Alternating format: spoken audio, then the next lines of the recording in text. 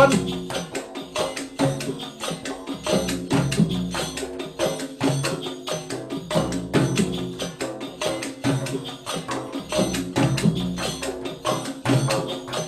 Remember the rhythm we learned yesterday?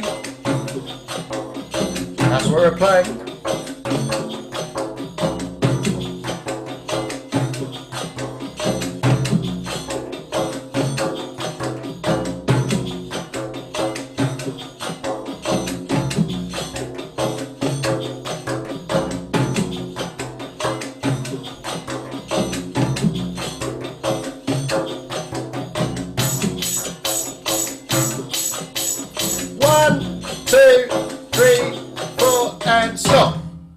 Hey, well done everyone. Hey, it's great to see you. So this is our second lesson on North African drumming. And if you haven't yet seen our video number 1, you need to go and watch that one first, because we're not going to recap everything that we've done yesterday or done last time. So please watch that. Now, you could see then we weren't all playing real North African drums. Like all the videos you saw us do yesterday, we weren't doing that today. We all had different things. Now, of course, we're aware that wherever you are, you might not have access to real North African drums. So I've got here a frame drum. And this is a frame drum that's actually made by a company called Remo. In the States, they're called Sound Shapes. Sounds really like the bendir, which we saw Fred use. And what's lovely about these Sound Shapes is they normally come as a set of 5. You can see there. So I can then maybe take the little one, and the little one can kind of copy. It doesn't have the jingle, but sounds a little bit similar to the Rick that Costas was using. So, Tim, let's go to you first. You weren't playing a real drum. What were you playing instead? No, I was playing a saucepan, which helps me to copy the sound of the darabuka. So by tapping it in the middle, you get a deeper sound, and by tapping the edge, you get that ding sound, which is more like the high sound on the darabuka. So it can be walk the camel, walk the camel, walk the camel, walk the camel. You have to find the right way to hold it. This one's really useful because I can hook my thumb around the handle. That keeps it nice and steady against me. Walk the camel, walk the camel, walk the camel. Just don't hit it very hard, because it's a lot more painful on your hands if you hit a piece of metal, okay? Take it easy. Yeah, Tim, yeah, that's great. And also make sure it's empty before you, you don't have any food in it. That'd be a disaster. Okay, so we can use saucepans. And Fred, what have you been using? I've just got a folder here that I can use as long as it doesn't turn into the desert. I've got a folder that I can do exactly what we were doing yesterday. So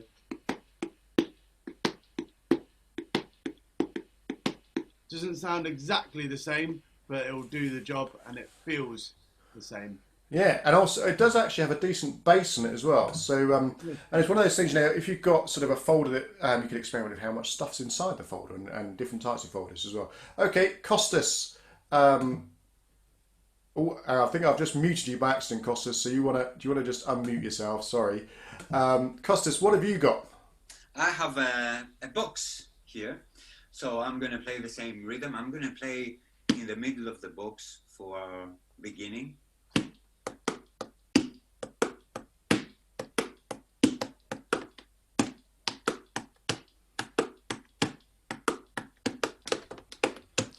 Amazing. It's amazing how just using all these different junk instruments that actually we can really recreate a lot of the it's very similar sounds. It's good. So, right, okay. Yesterday, Fred taught us how to play the Rajaz rhythm. Remember I told you a bit of the story about the Rajaz as well. But you can hear when we all play together, we often play and we're filling in some more little bits as well. We're doing something that's called ghosting. Now, ghosting are not scary notes. We have talked about ghosting before in some of our other videos.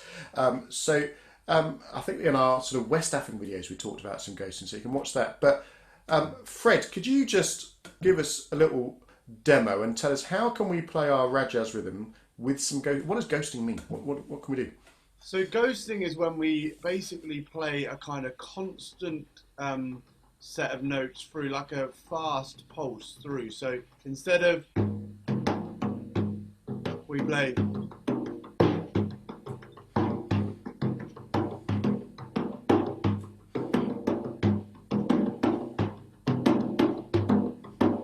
And you'll see that to do that, I'm actually changing the hands that we were doing yesterday, just slightly. So instead of doing those alternate hands, so right, left, or left, right, depending on what your strong hand is, what we're going to do today, we're going to do right, left, right, left, right, or strong, weak, strong, weak, strong, weak, strong. And then for the trip up the camel, it's pretty easy because then we can do trip up the camel. So we just add a beat on our weak hand. So that way we can do, it's a little bit easier to add those notes in between. So we're just going like this basically, all the way, and then we just accent on our rhythm as we were talking about before.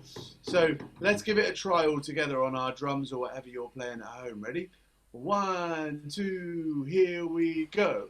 Walk the camel, walk the camel, walk the camel, trip up the camel, walk the camel, walk the camel, walk the camel, trip up the camel, walk the camel, walk the camel, walk the camel, trip up the camel, stop. Amazing, Fred. Thank you very much. Now, you know, the great thing about working with Inspireworks, we're all professional drummers and percussionists, and that type of thing that Fred has just done, he made look very easy, and it's the kind of thing that you know, drummers get to do all the time. But I'm also aware, I think that's really hard. I think so. It's really hard, and I suspect that a lot of people might have actually quite struggled to do what Fred was doing there. So I wonder if we just need to break it down a little more. Can we do it as body percussion? Put it here on your chest. Put your hands here on the chest, and if we could, when we do this, I'm going to spotlight me just so you can see me a little bit better.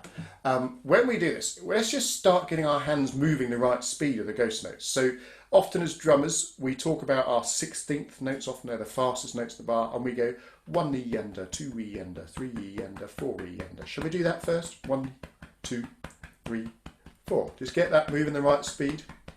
Right, and try and get them really gentle, because they're ghost notes, remember? That's what Fred was saying, really nice gentle notes. 1 E under, 2 E under.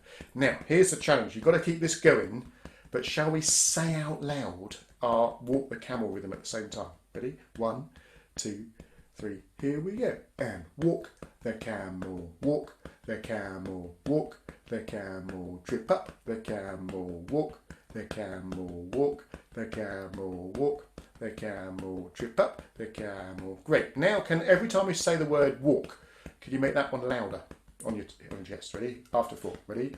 1, 2, 3, 4. Walk the camel, walk the camel, walk the camel, trip up, or do trip as well. Walk the camel, walk the camel, walk the camel, trip up the camel, walk the camel, walk the camel, walk the camel, trip up. Now, could we try to do camel as well? Walk the camel, walk the camel, walk the camel, trip up the camel, walk the camel, walk the camel, walk the camel, trip up the camel, walk the camel, walk the camel, walk the camel, trip up the camel, and stop. So then when you put it on the drum, you just have to make sure every time you say walk or trip, you put that to get however you're getting a bass sound out of your drum. Walk the camel, walk the camel, walk the camel, trip up the camel. So shall we start with our ghost notes nice and slowly, or nice and quietly, sorry? That's the speed of them. Ready? 1, 2, 3, 4. Walk the camel, walk the camel, walk the camel, trip up the camel, walk the camel, walk the camel, walk the camel, trip up the camel, walk the camel, walk the camel, walk the camel, trip up the camel, walk the camel, walk the camel, walk the camel, trip up the camel. And as Fred said, the reason why we put them in is because it makes the rhythm sound so much better. If we don't have the ghost notes in, it's okay. But it sounds better. Nice. And you can't see all the other drummers here on the screen, but I can see them off screen there. And the moment I put the ghost notes in, you can see they're all nodding their heads. They're all grooving in time together. So yeah, it's one of those things. Often we call that a nice groove. You know, drummers talk about being in the groove, and you know, those ghost notes help us have a nice feel to the groove. Costas, your drum, your rec is different to the others because it's the only one that has on it some jingle. What are jingles? Yes, here we have the rick, and we have 5 pairs of jingles. And the way that I'm gonna hold the drum so I can play nicely the jingles is actually I'm gonna bring my thumb and I'm gonna hold the first pair of jingles, and with this finger, my point finger, I'm gonna hold my drum. So here again my thumb is stopping the first jingle from moving, and my point finger is holding the drum. And I can play with my strong hand the jingles. I can make sounds like this, or I can play. And let me play something.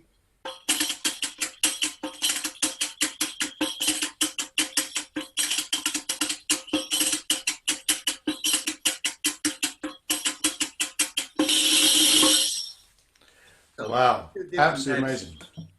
Thank you so much, Costas. That's brilliant. So you can see, essentially, he was playing the same rhythm, but he's just put in the lots of little jingles as well. So, of course, if you've got a tambourine, you can hold your tambourine up in that way, and you can play it that way. It's interesting that holding the tambourine that way is very much sort of a Middle Eastern type of thing. In fact, you see in a lot of very old Renaissance paintings where they're depicting different biblical scenes. You see them hold the tambourine up like that in those paintings. I remember when I used to see those, you know, I was a drummer saying, that's not how you hold a tambourine. I used to think maybe the artists back 100 years ago got it wrong. But then I realised when I learnt more that actually holding it that way around is very much the way that they would do that. And you see that even in the Psalms in the Old Testament. You can read, you know, thousands of years ago, they were playing ricks and drums like that. Amazing. Right, shall we put this all together and let's see when we're all playing if you could try and get in some of those ghost notes. If you are on a tambourine, you can do like Costas did and put some little finger decorations in there on the jingles as well. Shall we give this a go? Here we go. Ready?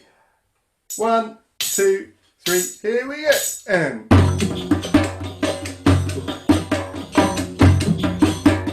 hip hop the camel, the camel.